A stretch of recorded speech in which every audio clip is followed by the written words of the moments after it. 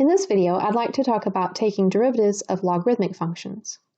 The derivative of a logarithmic function, and here I want to point out a couple of things about logarithmic functions. First of all, something like this we read as log base a of u.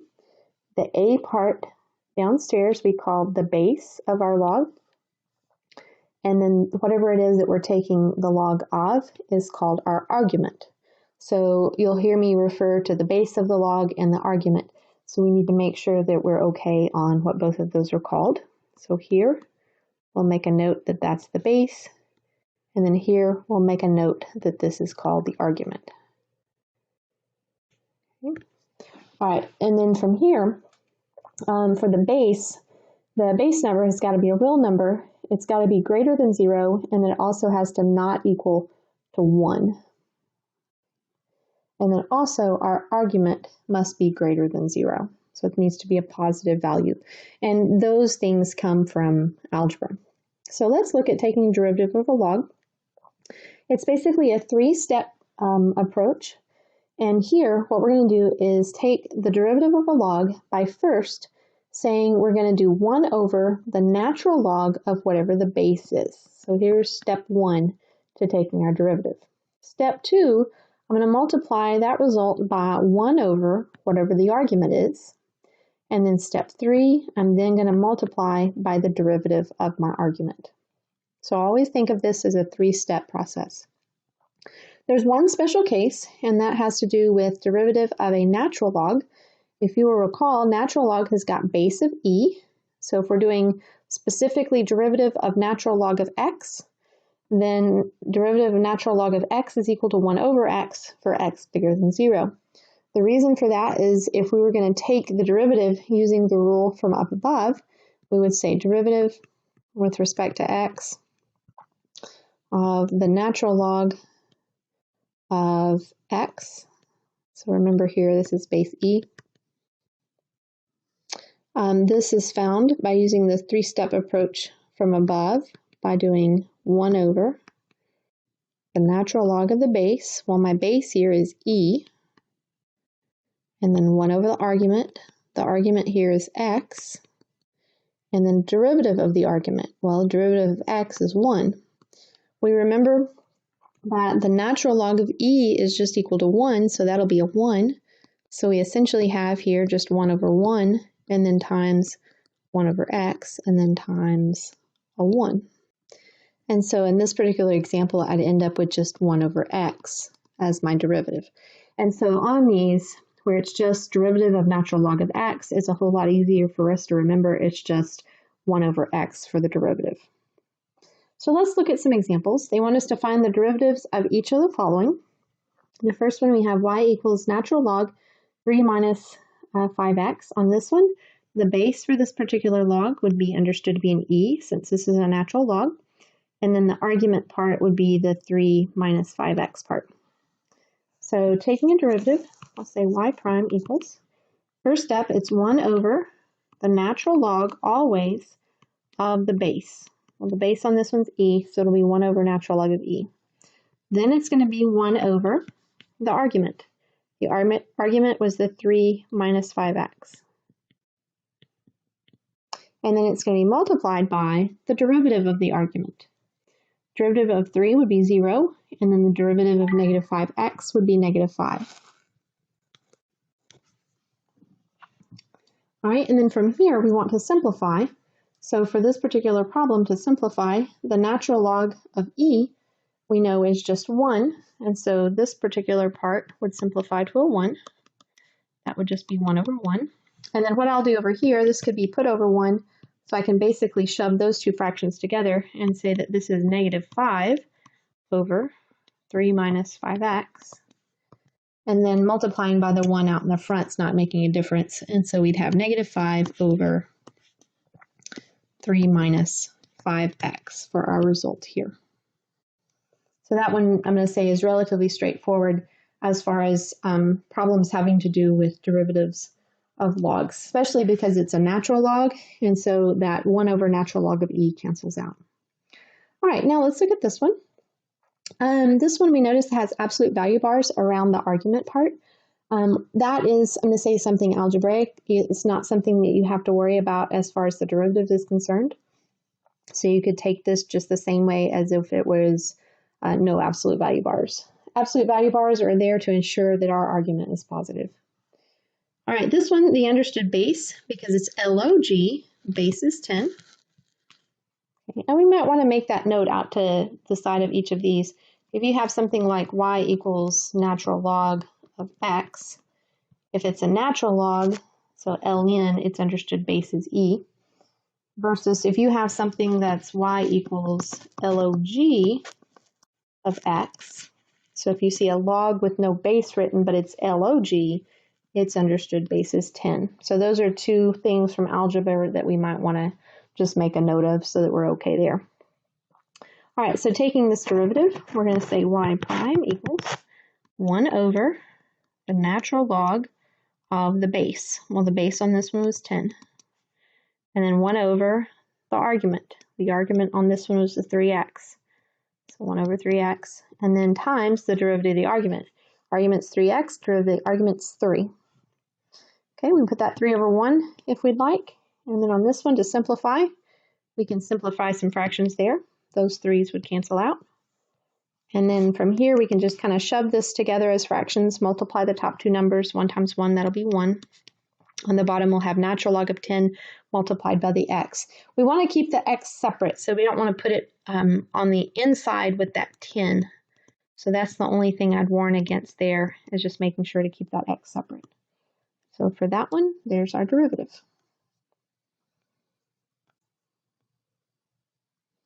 All right, on this one's kind of nice because you can actually see the base of your log. So on this particular problem, the base of our log is the 5, and then we can look on the inside and see our argument there. So taking derivative here, we'll say y prime is going to be 1 over natural log of 5, and then 1 over the argument, and then times the derivative of the argument. All right, for this one, I'm going to go ahead and put 2 over 1. We notice for the denominator of this problem, that part right there, that can actually be factored, and we're going to want to factor that. So let's keep the 1 over natural log of 5, and then let's factor a 2 out, common factor of 2 there in the denominator. That will leave an x plus a 2 down here. And then by factoring, what you can do is then cancel with the 2 that you already had in the numerator. So those guys will cancel out. And then now to simplify, I'm just multiplying straight across the top. So 1 times 1, 1 on the top. And then in the denominator, you have the natural log of 5. And then you're going to multiply that by the x plus 2. And on these, you can leave them factored. You don't actually want to multiply that natural log of 5 through. So leave these results factored, and then that will save you a little bit of time on the tail end of these questions. All right, now what we want to do is we want to look at more complicated problems where it's not just a simple take a derivative of a log, but it also involves something else.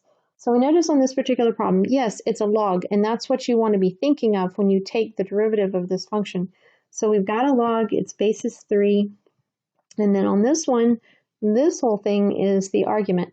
So we notice the argument is going to have to involve the chain rule. So we're going to have to be a little bit careful there. So we have y prime equals 1 over natural log of the base, so natural log of 3, 1 over the argument, so 1 over, and we need to know that it's the entire thing, including the power. So we have that 3/2 power. And then the tricky part here comes in that the argument is something that's a whole group of stuff raised to a power. So we're going to have to use a, I'm going to say power rule on that, followed by a chain rule, since the inside group of things is a composition of function. So on this one, we're going to go through and say power rule to take the derivative of the argument. So the 3/2 is going to come to the front. We're going to keep the inside part just as it is. And then we're going to reduce 3/2 by 1. So think of it as saying 3/2 minus 2 halves. So 2 halves would be 1. That's a convenient way to think of it. And so here, this power would reduce to 1 half. And then times, here comes the chain rule part, the derivative of the inside part of this function. So we're now looking in here and taking that derivative. So 2x, and then derivative of 2x is just 2. Okay, so let's kind of go back through those steps and make sure we're good there. This is basically 3 pieces. You've got a piece here, a piece here, and then this whole thing is your final piece. All right, first part you did 1 over natural log of the base. Second part you did 1 over the argument. And the whole orange part that I have here is the derivative of the argument. The argument was a power, and then the inside part was complicated, so we had to use a chain on it as well. Now the question is just how to reduce this particular piece.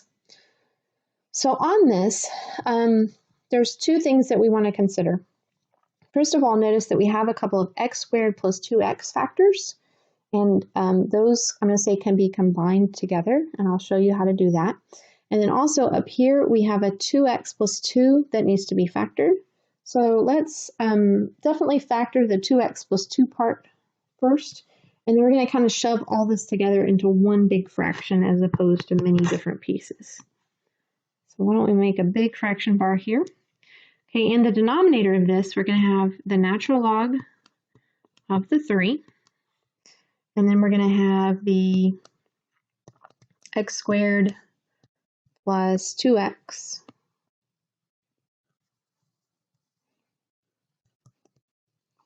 And then that's to the 3 halves.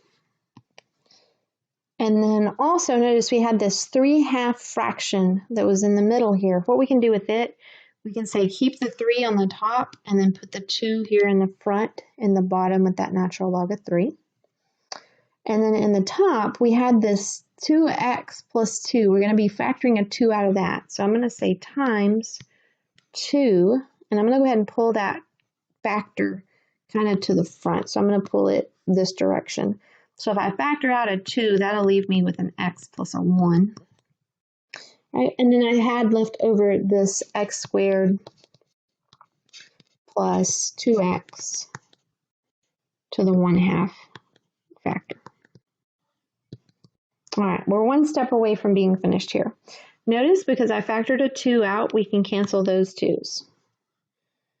All right, then over here on the x squared plus 2x all to the 1/2, we notice there's an x squared plus 2x all to the 3 halves on the bottom. So what we do with these 2 is we subtract those.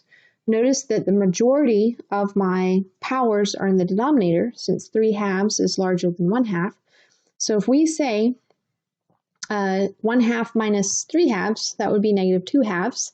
But we're basically saying, hey, because there was more left in the bottom, then that would be where our answer would end up. So we would have a x squared plus 2x to the 2 halves left in the bottom. Well, 2 halves is the same thing as 1. So on here, you're essentially saying, hey, notice I can cancel one of those 1/2s with a 1/2 down here, leave me with 2 halves, and 2 halves is really 1. Okay, so on here, our final answer, we will have a 3, we will have an x plus 1. All of these completely canceled, so those are now gone. And then in the denominator, we'll have the natural log of the 3, and then we will have a single power of x squared plus 2x. Now technically there's one other thing that I ought to do, and I'm going to go ahead and do it for completeness, and that is at this particular point, notice that this can be factored, and because it's now a single power, I can factor an x out, and then that's going to be my final answer. So a 3, x plus 1, and then because we're always wanting to make sure that we factor these completely, we'll have the natural log of 3, we'll factor an x out of that group, and then this will leave me with an x plus a 2. And the reason we do this, on this one we are obviously left with an x plus a 2 on the bottom, but if we'd been left with something like x plus 1, we would have then been able to cancel another factor out. Okay. On this one, we factored one last step, and then we're done. All right, so that one was involved for two reasons. It was a chain rule type of thing within your log rule, and then also you had some kind of ugly simplification at the end. All right, on this particular problem, this is one that you really need to think about when you're saying, how am I going to start this particular problem? We said on part D, we said, hey, we're going to use the log rule to start it because that's what it was. It was a log. The argument was really ugly, but it was a log. On this one, we're not going to use the log rule to start. We're going to say, hey, what is this? It's the product of two things. It's the product of an exponential and a log. So I'm wanting to start this one by using product rule. And then within the product rule, we can use whatever other rule that we need. All right, so product rule, let's say this one is U and this one is V. All right, so in the product rule, you keep the first. So we're going to keep 5 to the x. And then we multiply by the derivative of the second. That's going to be where I use the log rule for derivatives. So it's going to be 1 over the natural log of my base. My base on that log we can see is 5. And then 1 over the argument. Argument on that log we can see is x. And then derivative of the argument, because it's x, is just 1. All right, and then we continue on with our product rule. So at this point, we would say plus, and then we'd say keep the second. So it would be log base 5 of x. And sometimes I have the habit of putting a parenthesis around my argument. And then we're going to multiply by the derivative of the 5 to the x part. Well, derivative of 5 to the x, that's an exponential function. And so there, we know derivative there is natural log of the base. This is also a 3-step derivative. The exponential function itself times derivative of the argument, derivative of the power. Power here is x, derivative of x is 1. So that would be using our product rule. Okay, from here, we just want to simplify this, and we're not going to do actually very much. With this whole first group of stuff, we're going to say there, think of maybe everything as a fraction combined together by multiplying tops and bottoms. So here we get a 5x in the top of this one. In the bottom, natural log of 5 multiplied by your x. And then over here, plus. And then same thing here, and basically all I'm going to do there is just reorder a little bit. The natural log of 5 is actually constant. Generally, we write those at the front. And a lot of times we write the exponential part at the front as well. It doesn't really make a lot of difference. But here, I'll use the conventional notation, say natural log of 5 times 5 to the x times log base 5 of x. Now, I will warn you, later on, we'll have to do things like find common denominators, but we're not going to do that until we get to the point of needing to now use derivatives for something. So at this point, if you have something, I'm going to say kind of along these lines where you're thinking at this point, I'm going to need to find a common denominator, you can leave it alone for right now, and then later on, I'll teach you how to do common denominators and get these together if you need to. All right, this one's very similar in that when you look at this problem, you're saying, okay, what is this? And on this one, you're saying, hey, it's going to be a product because it's going to be the e raised to the x squared and then the natural log. So it's a product of an exponential and a log function. So I'll make me a little note here and say, hey, we're going to need to be using product rule for this particular problem. All right, so on there, we'll say it's the first times the derivative of the second. Derivative of the second is a 3-step approach. It's going to be 1 over natural log of the base. Well, the understood base here is e. Will be 1 over the argument. And then it'll be and then it'll be a derivative of the argument. So in this case, derivative of the argument is going to end up being 8x. Then following through with your product rule, you'll say plus, keep the second,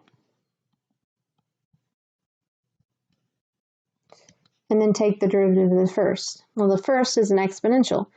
That's a 3-step approach as well. So you say take the natural log of whatever base you have, that's e, keep the exponential itself, and then take the derivative of the power. So derivative of the power here would be 2x. All right, we see we have this 1 over natural log of e. Natural log of e is just 1. Same thing over there. That's just a factor of 1.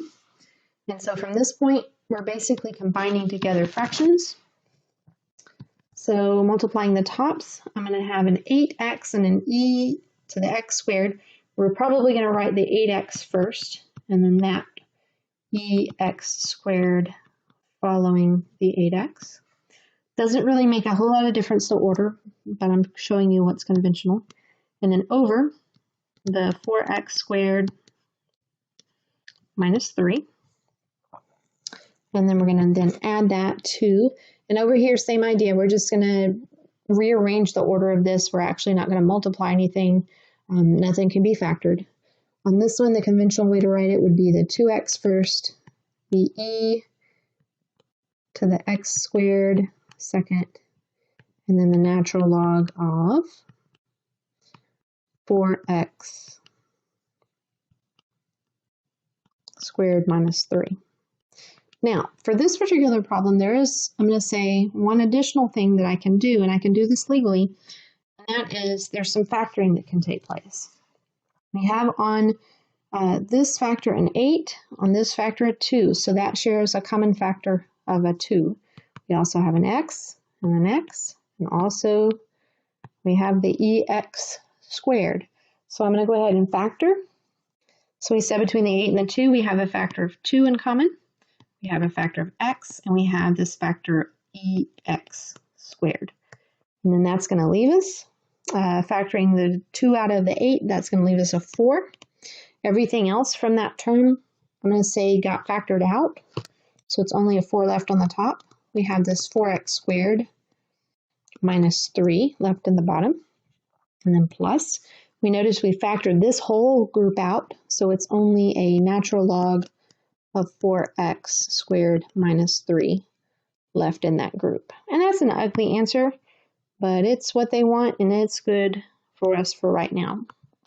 Like I mentioned, later on, we'll be finding common denominators between those, but at this point, we really don't need to spend the time doing that. All right, and then finally, we've got down to a problem where obviously on this one, we're going to have to use a quotient rule. So we definitely have something that's a fraction. So on this one, let's say we let this be u, this be v. So f prime of x. We know we should always start with the bottom function just the way it is. So it'll be natural log 3x plus 6. And then we need to multiply by the derivative of the top part. Okay. For there, derivative of 4x cubed would be 12x squared. Derivative of negative 2x would just be negative 2. And then derivative of 5 would be 0. Okay, and then we always do a minus. And then we keep the top function. So we're going to keep 4x cubed minus 2x plus 5. Now we take the derivative of the bottom. Understood base on this natural log is e. So it'll be 1 over ln of e. And then we'll have 1 over the argument. So 1 over the 3x plus 6. And then derivative of the argument. Derivative of 3x plus 6 is just 3. And all of this is over the denominator squared. And what we'll do there is we'll put a bracket and then we'll say natural log 3x plus 6 all squared. All right, from here, a couple of things that we need to notice. Okay, first of all, and this is something interesting. So like on the 3x plus 6 does have common factor of 3. For right now, though, because it's stuck in this natural log, I don't want you to do anything with it. Now, we do have this 12x squared minus 2. So those, we notice, share a common factor of 2 between that 12 and that 2. All right, over here we have this 4x cubed minus 2x plus 5. That's not factorable. This natural log of e is going to go to a 1. Now, in the denominator of this one, we have that 3x plus 6. We are going to factor that because we can see that eventually, hopefully, a 3 will cancel with the 3 that we already have there. Okay, in the denominator, you may remember some rules about logarithms. This particular function doesn't fit that rule because the entire logarithm is squared. So I'm going to say just don't be tempted in this situation to use some logarithm rules that may look similar to from back in the day. So basically here what I'm going to do is two things in the top. I'm going to factor a 2 out of the 12x squared minus 2, and then I'm going to factor a 3 out of that 3x plus 6 over on the right hand side. So factoring the 2 out here, I'm going to slide that 2 to the front of that group. So 2 natural log 3x plus 6. And then that's going to leave me here with a 6x squared minus a 1.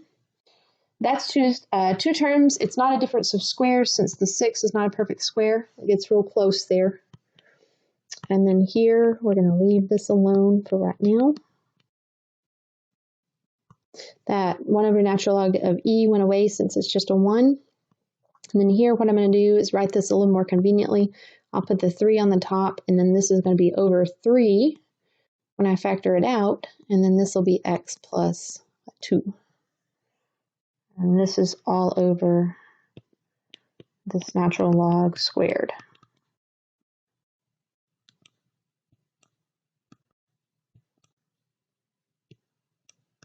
All right, from here, I'm going to cancel the 3's. So this 3 cancels that 3.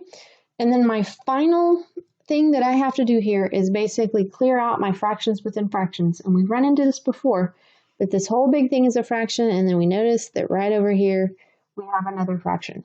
So to do that, we use the LCD. The LCD of this is that x plus 2.